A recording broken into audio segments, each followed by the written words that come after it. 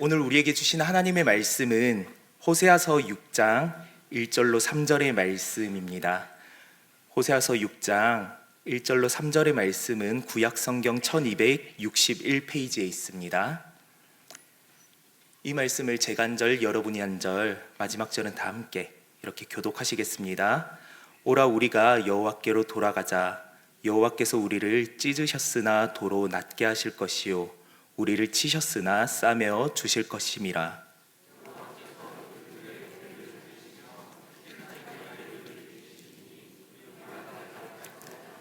같이요. 그러므로 우리가 여호와를 알자. 힘써 여호와를 알자. 그의 나타나심은 새벽 빛같이 어김없나니 비와 같이 땅을 적시는 늦은 비와 같이 우리에게 임하시리라 하니라. 아멘. 우리가 일상에서 자주 쓰는 표현 가운데 아는 것이 힘이다 라는 말이 있습니다. 요즘 세상에서는 정말 맞는 말 같습니다. 동서남북 세상 여기저기에서 소식들이 넘치다 못해 쏟아지고 있지 않습니까? 이걸 보고 우리는 정보화 시대다라고 표현을 합니다.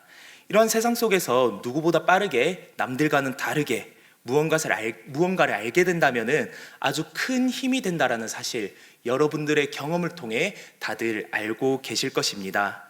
제가 최근에 보았던 어떤 한 모습 가운데에 아는 것이 힘이 된다라는 그러한 사실을 더욱더 절실히 와닿게 되는 그러한 순간들이 있었습니다.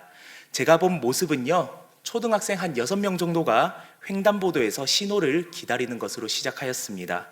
시간이 조금 흘러서 기다리던 신호가 바뀌자 아이들은 일제히 횡단보도를 건너기 시작하였는데요. 그렇게 건너던 중간에 어느 한 친구가 얼음! 이렇게 외치는 겁니다. 웃으시는 것 보니 다들 이게 뭔지 아시는 것 같아요. 네, 이 모습은요, 넷플릭스의 화제작이죠. 오징어 게임 시즌2에 나오는 한 장면입니다. 이 아이들이 사실 이거 볼 수 없는 연령대거든요. 그런데 그 장면을 어떻게 보았는지 아이들이 그 장면을 따라하면서 길을 건너더라는 것입니다.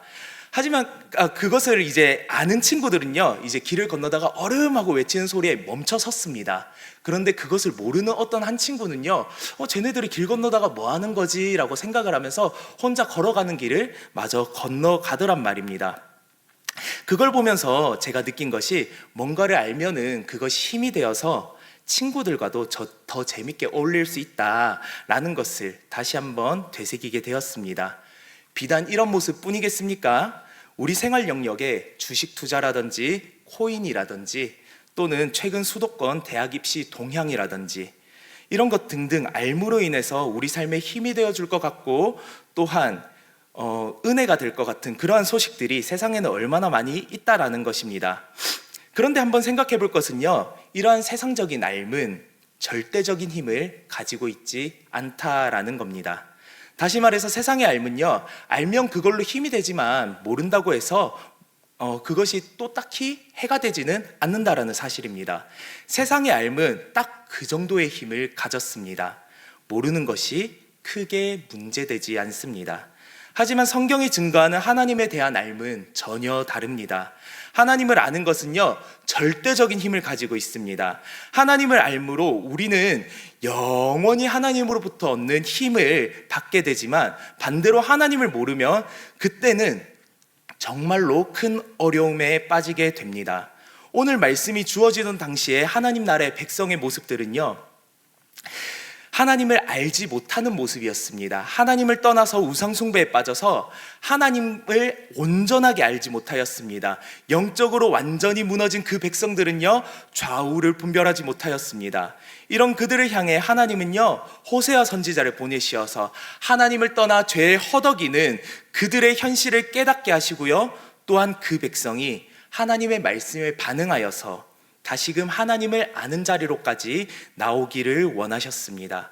이것이 오늘 말씀의 배경인데요, 오늘 말씀의 배경을 이 정도로 가지는 가운데에 오늘 주시는 말씀을 통해서 알면 힘이 되는 하나님의 모습이 어떠한 것이 있는지를 한번 살펴보도록 하겠습니다. 첫째로, 하나님 나라의 백성은 하나님이 때로는 그 백성을 징계하신다라는 사실을 알아야 합니다. 오늘 1절 말씀에는 하나님께서 징계하신다라는 모습을요, 찢으신다라는 것과 치신다라는 것, 이 두 가지 단어로 표현을 하고 있는데요, 왜 이렇게 두 가지 단어로 표현을 하는 것일까요? 먼저는요, 하나님께서 징계하신다라는 사실을 강조하기 위함입니다. 우리 하나님은요, 사랑의 하나님이실 뿐만 아니라 때로는 그 백성을 징계하시고 치시는 하나님이시다, 이것을 선지자는 분명히 드러내고자 하였습니다. 그리고 두 번째 이유는요, 이 말씀을 읽는 독자로 하여금 왜 하나님께서 이 백성을 찢으시지? 왜 하나님께서 이 백성을 치시지라는 궁금증을 유발하도록 만듭니다. 이러한 하나님의 징계에는 반드시 이유가 있다라는 사실입니다. 그 이유는요, 과거 하나님께서 모세를 통해 이스라엘과 맺으신 그 언약에 잘 기록되어 있습니다. 앞에 말씀을 한번 띄워주시고요, 제가 한번 읽어드립니다. 너희가 만일 내가 오늘 너희에게 명령하는 도에서 돌이켜 떠나 너희의 하나님 여호와의 명령을 듣지 아니하고 본래 알지 못하던 다른 신들을 따르면 저주를 받으리라. 아멘. 하나님이 징계하시는 이유가 무엇이라고 지금 말씀하고 있습니까? 바로 하나님 나라 백성들이 하나님을 떠났기 때문입니다. 그렇습니다. 하나님을 떠난 북이스라엘의 역사는요, 과거로부터 약 200년 동안 지속이 되어 가지고요, 오늘 묵상하는 호세아 선지자의 시대까지 이르렀습니다. 호세아 선지자가 활동하던 당시에 이스라엘은요, 우상 숭배가 절정에 달해 있었습니다. 그렇게 하나님을 떠나 있으니까 하나님이 원하시는 삶이 무엇인지를 전혀 알지 못하였고요, 하나님의 계명에서 엄숙하게 금하고 있는 도둑질하는 것, 살인하는 것, 간음하는 일들을 일삼았다는 것입니다. 그래서 호세아 4장에서부터는 하나님께서 선지자의 입을 통해서 영적으로 음란에 빠진 이스라엘의 자화상을 고발하도록 하셨고요, 또한 그들이 하나님을 알지 못함으로 짓는 죄악들과 그로 인해 받게 되는 징계를 마치 법정에서 형벌이 공포되듯이 선지자의 입을 통해 선포하게 하셨습니다.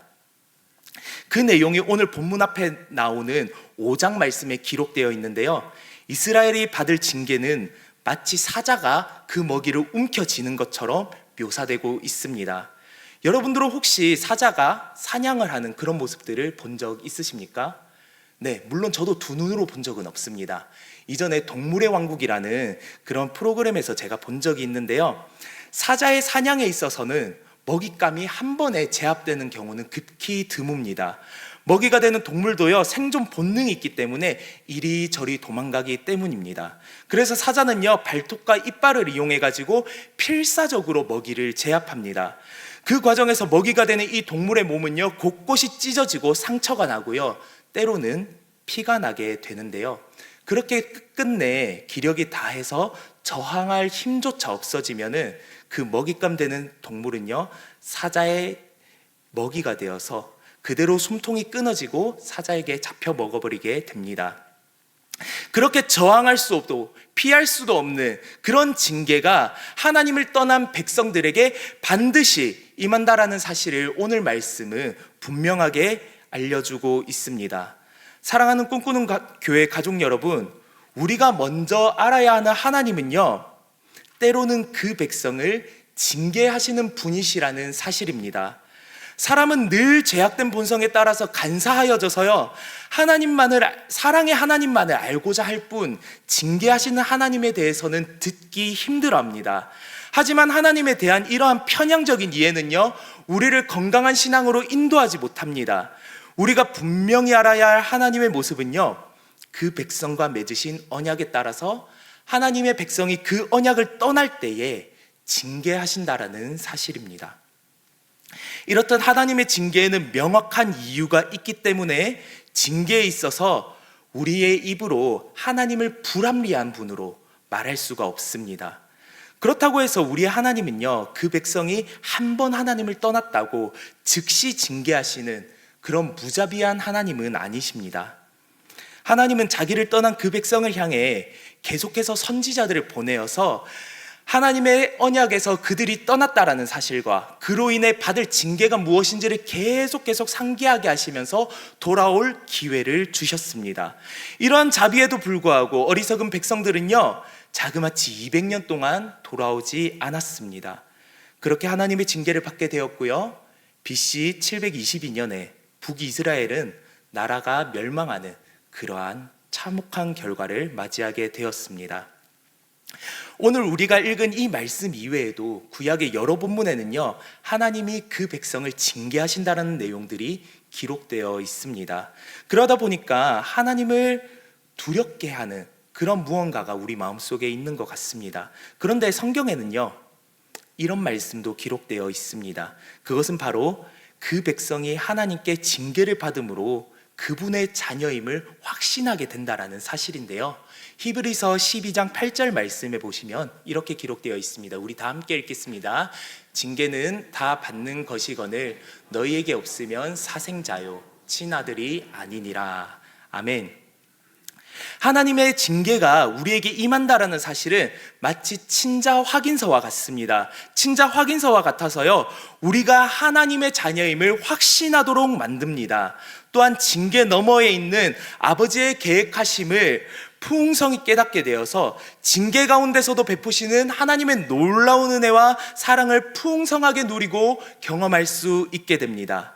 이것이요, 우리가 첫 번째로 알면 힘이 되는 하나님의 모습입니다. 둘째로 하나님 나라 백성은요, 하나님이 그 백성을 치료하신다라는 사실을 알아야 합니다. 이제까지 들은 말씀을 통해서 북이스라엘이 당한 하나님의 징계는 죄에 대한 정당한 심판이라는 사실을 우리가 알 수 있었고요, 또한 징계하시는 하나님에 대한 알미, 우리에게 주는 은혜가 무엇인지 역시 알 수 있었습니다. 그런데 하나님의 징계가 그 백성에게 진정한 은혜와 절대적인 힘으로 작용하기 위해서는 징계 이후에 있는 하나님의 치료하심과 회복하심이 있다라는 그 사실을 반드시 알아야 합니다. 오늘 본문 말씀 1절을 보시면요, 하나님의 징계는 죄에 빠져서 하나님을 떠난 그 백성을 찢으시고 치시겠다고 하지만 곧바로 낫게 하시고 싸매시겠다라는 회복의 말씀을 함께 기록하고 있습니다. 앞서 제가 사자의 먹잇감이 되는 짐승의 예화를 들어드렸는데요, 다시 한번 사냥당하여 죽어가는 그 짐승을 떠올려 봅시다. 일반적인 세상의 이치에 따라서 그 짐승의 모습을 생각해 보면요, 하룻밤이 지나고 이틀째 되었을 때 그 짐승은 어떻게 되었을까요? 몸에 부패가 일어나겠죠. 또 하루가 지나서 3일째가 되었다라고 생각을 해봅시다. 내리쬐는 태양에 이 짐승의 모든 것이 말라버려서 남은 짐승의 자네가 일어날 것이라고 결코 기대할 수 없습니다. 그것이 바로 세상의 이치입니다. 그런데 하나님의 징계의 특이점은 여기에 있습니다.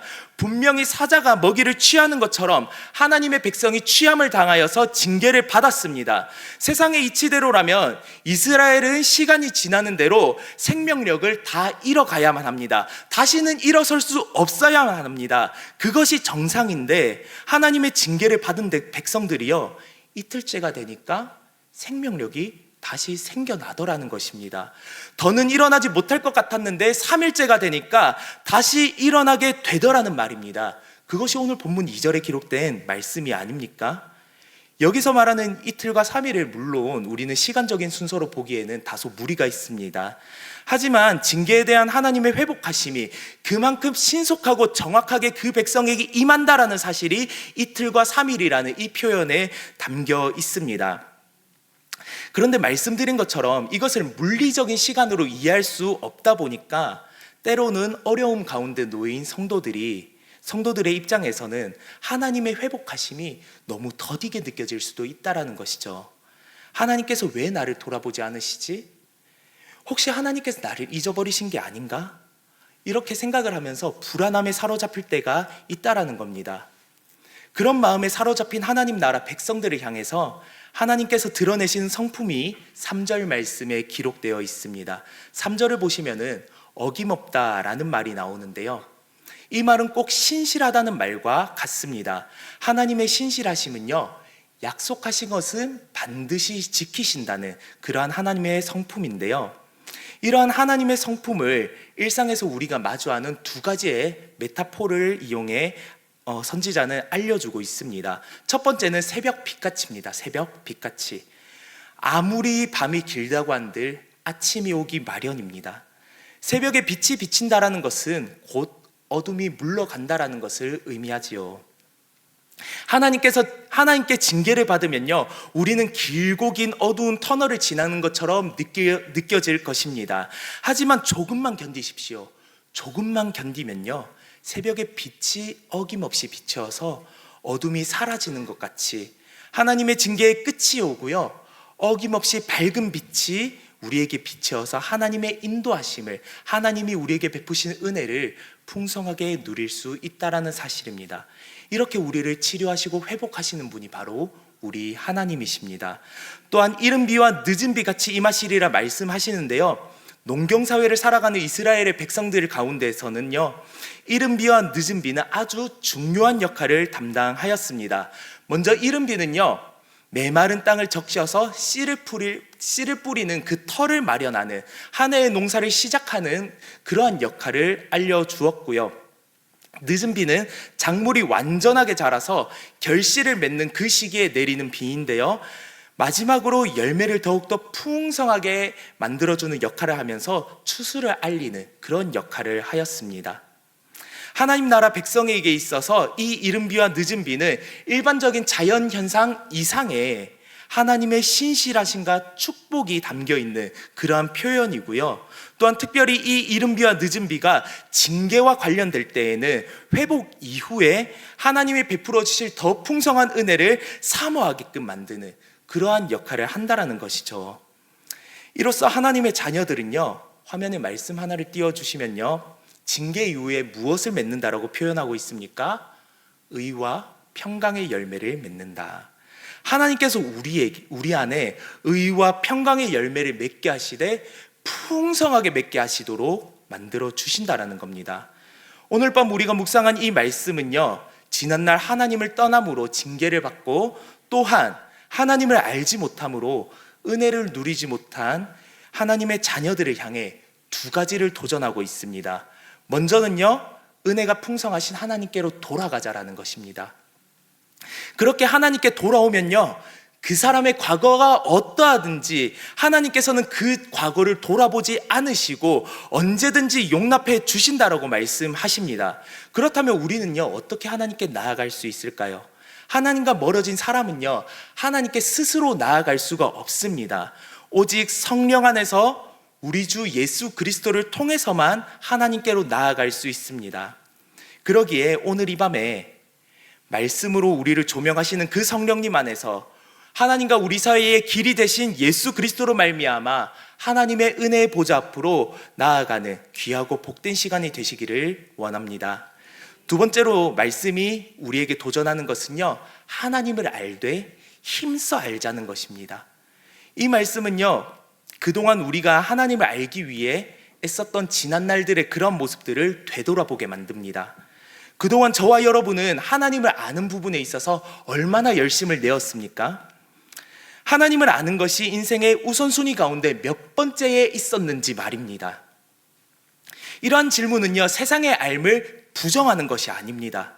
하나님이 우리에게 맡겨주신 삶의 현장에서 알아야 할 부분들 분명하게 있습니다. 그것을 물론 배우고 알아야 하죠. 하지만 세상적인 암 이전에 온전히 그 알미 하나님께 영광이 되기 위해서 우리가 알아야 될 사실이 있다라는 겁니다. 그 사실이 바로 하나님을 아는 것입니다. 그러기에 올 2025년 하나님을 아는 것에 자라가기를 힘쓰시는 우리 꿈꾸는 교회 성도님들 되시기를 원합니다.